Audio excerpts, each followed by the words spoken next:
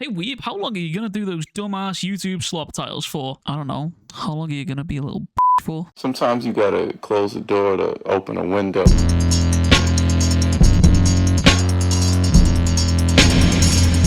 Listen, every Sunday Hokuzono goes out of his way to do two things. One, flex his artistry skills. Two, flex how good his antagonists are, and this chapter pretty much just picks up exactly where we left off from the last one, showing us both of those things, showing us Hirohiko and Chihiro facing off in the elevator. And last week I prayed to whatever god looks down upon me and just blesses me, and I asked for Hokuzono to draw a fight with inside an elevator, and I got exactly what I answered for.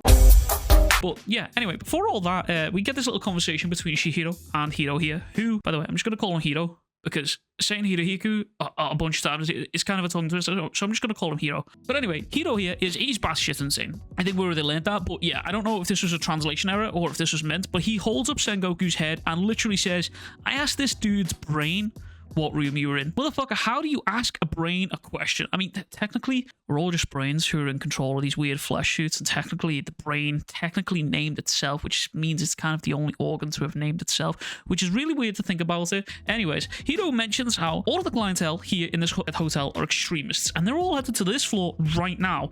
But I don't really care about that, because Hiro says something to Yori here, which is, it's kind of brutal if you ask me. But he says, we haven't been introduced yet. And then he thanks her for being born Samura's weakness. Now, there's a lot to unpack just in that little sentence and that statement right there. First part being, Hiro doesn't even think of Yori as a person. She's just a pawn to him. She's just a pawn to play with, a way for Hiro to get a leg up on the competition that is Samura. And saying this to Yori while she is already down on her own self-worth, her own choices, and more importantly, down on if her father even loves her in the first place, is certainly a stake through the heart for her and what she's going through now. And of course, Hiro, he doesn't care about any of this. He doesn't care. To him, again, she is just a pawn to use against Samura. However, it's what he does next that sets my alarm bells ringing. I feel like he might be going a little bit rogue here, might be getting a little bit too crazy. I know Yori gave him the freedom to do with whatever he wants, but I feel like he might be getting a little bit too crazy here. This man swings on her. He uses Sengoku's head as a distraction. Hirohiko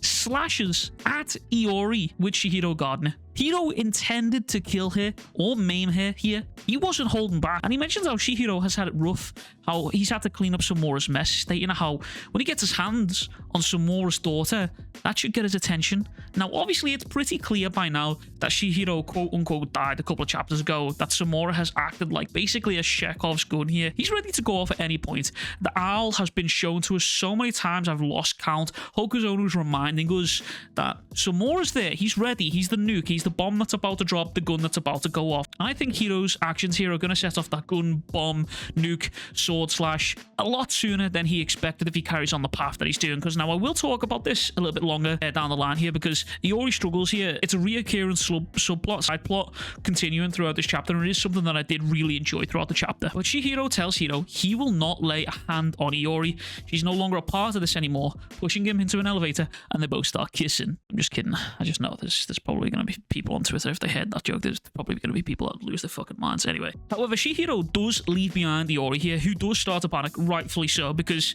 of course you would, right? Motherfucker just left you on your own, and you're in a hotel where you're aware that everyone wants to either kill you or take you somewhere unsavory to do unsavory things to you in favor of this criminal organization. However, the mini goat, Ro, appears and performs potentially the fastest set of kills I think I've ever seen within this series right here. Like, we're talking Chainsaw Man levels of fucking speed. Yeah, it's kind of actually ridiculous just how fast this dude's moving. This man leaves the elevator as Iori enters, and by the time she turns around and looks at the elevator door, everyone is dead. Everyone's dead. Anyways, this plot of Iori's internal conflict continues further as Ro and her have this little conversation with Ro letting Iori know that the seal up top that they were working on the roof in the previous chapter is now officially finished, and Iori is concerned about the seal's legitimacy and its effectiveness, wondering if she can really just go back to school, because people died. People died because she was at that school and because the Hishaku were looking for her, and Ro reinforces to her that wasn't her fault. There was nothing that she could have done to prevent this. She's not to blame. The Hishaku is. They did all of this. But he's right. Iori isn't to blame for all of this. However,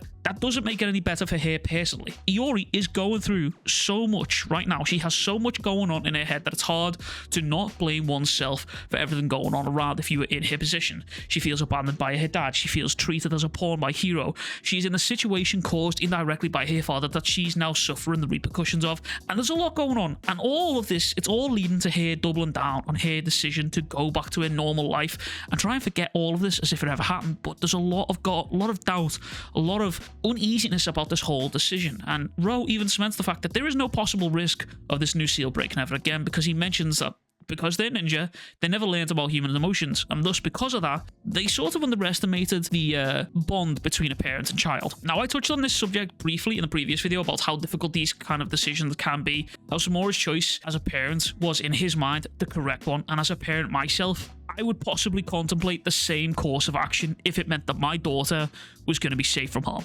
It's just a parent thing, but also as a child, I can also see the perspective of wanting to remain with a parent regardless of the struggles, because there is no safer place on the planet than when you're with your parents. So yeah, there's a lot to break down in this dynamic, and I really like the way Hokuzono is going about it and telling the story. But we do cut back over to Chihiro and Hiro, who Hokuzono left it all on the table for, because 2 chapters in a row, man, this Hokuzono dude, he's demonstrated just how raw and how talented he is with his drawing of perspectives, and just, as the kids would say, aura farming. But Chihiro and Hiro are fallen in an elevator. They are free falling while Chihiro tries to stab Hiro, as Hiro catches the strike with his free hand with the sheath in it and twists his body to also kick away the blade with his foot right here. Now, it's insane to think about, but there's just so much going on inside this elevator. This is all happening while they've fallen from whatever floor that they were on right the way down to the bottom floor. Now, someone in my comments last week mentioned how Hirohiko reminded them of Sasaki Kojiro, and at first I totally didn't see it, but now, given this chapter, I'm starting to see the comparisons. If you know and have read Vagabond, then you know Sasaki Kojiro was just sort of like this free-flowing dude.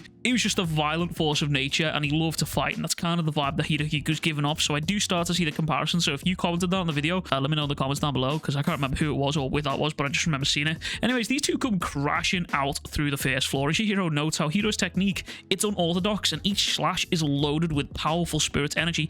And even though he seems to have very little experience with the sword, he's a bit of a monster to deal with. Now, the next couple of pages go on to emphasize just how annoying Hiro is to fight against. An injured hotel guard notes how Hiro's style was just like he was blindly swinging. He was just following no particular pattern, but he managed to sever Sengoku's arm. And I like the emphasis that Hokuzono was putting into the sword skills in the past couple of chapters here. I'd like to see more of this, to be honest with you, going forward. I mentioned in a couple of videos back that I would like to maybe see Chihiro sort of moving forward through all these ranks and just slowly accruing more and more sword skills, and we just get more and more emphasis. It's like each mini boss that he kills, he acquires a new technique.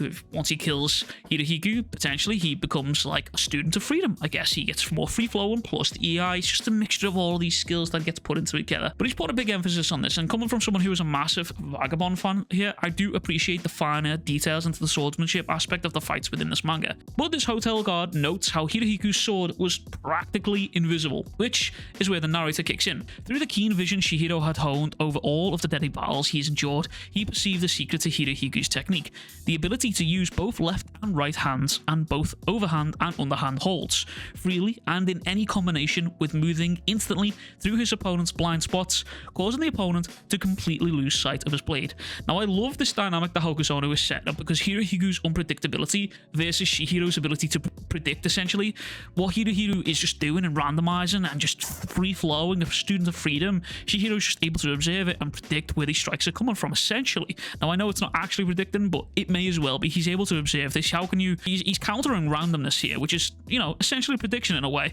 Now, this is where something crazy happens here, because as these two go to slash each other, as Hirohiko goes to slash Chihiro, Chihiro reads the attack, and he recognizes that his attack will be faster, and instead of dodging, he throws caution to the wind and uses the EI white style. Now this isn't exactly what happens, because instead, Hirohiko is able to dodge this somewhat with ease. Now, the most interesting part here is both Hirohiko and Chihiro within the short sequence have now just both dodged each other's attacks and are both surprised by the event. They are kind of stood on an equal footing. Now, I know I keep glazing Hokuzono for how he's handling Chihiro and Hiro's parallels and of them two basically being two sides of the coins, but now he's hammering home the sort of equality between them when it comes down to the swordsmanship.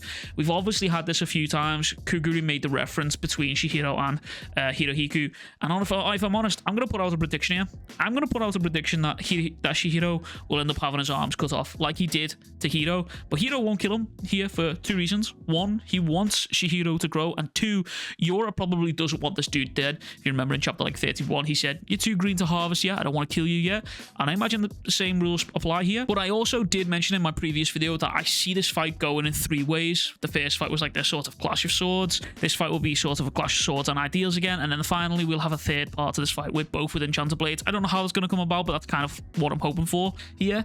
Because again, if Hirohiko succeeds with his plan and does end up taking Iori, then again, they'll probably hold Iori hostage and make sure that Samura doesn't do anything, which means now Hirohiko is free to use the enchanted blades, which sets us up into a part 3 of this fight. I would like to see something like that. On the other hand, though, Chihiro is not only fighting for his own life here, he is quite literally carrying the key to Iori's life. To give her her old life back, he has got to take Hirohiko's. Call that the law of equivalent exchange, if you will. Nevertheless, we do cut back to Iori, who's being asked by Ro, I'm assuming. So you've made up your mind. You're going to return to school. And it's here where Iori is really struggling with this choice. We see like the conflict is really spiraling ahead. Because even though her outside voice is saying yes, her inside voice is probably saying no or doubt. She's struggling with the decision to forget everything that she's learned, to forget her dad, despite her feelings about him, despite all of this conflict. She's struggling with it. She's struggling with the fact that she seems to be the only one that is struggling over this choice. As I mentioned in the last chapter, even Chihiro, who's got a lot in common with Iori,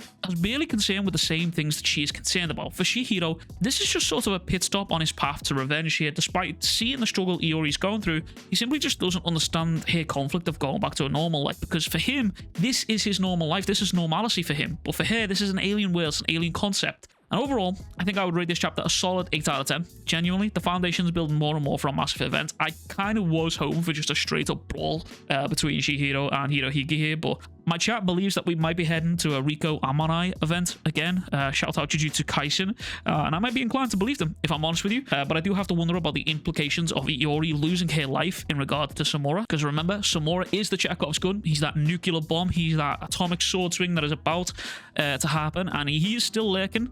But in any case, that is everything from me. If you've not already, please be sure to like and subscribe and consider becoming a member to the channel or supporting me on Patreon. Always helps me out. Also, we stream these chapters live every Sunday. It's a grand old time. Come and hang out. We play some games, watch some manga. It's just a good old time. Every Sunday, 2 p.m. British time. But as always, I'll catch you guys all in the next one. Much fucking love. Big fucking kisses. Peace.